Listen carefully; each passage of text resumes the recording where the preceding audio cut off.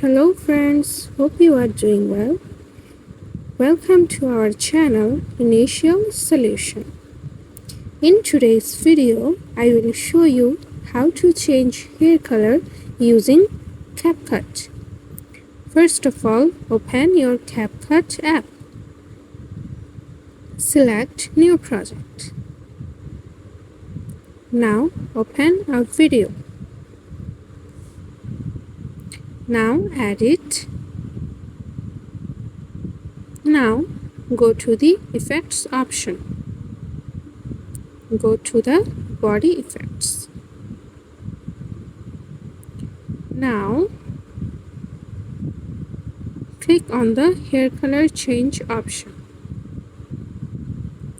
Click on Adjust.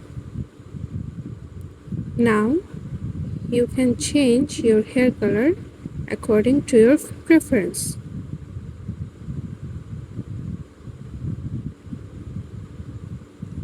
You can change the settings as you want.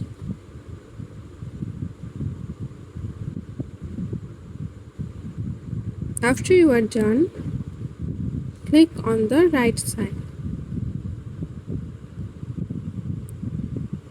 Adjust it to the end of the video.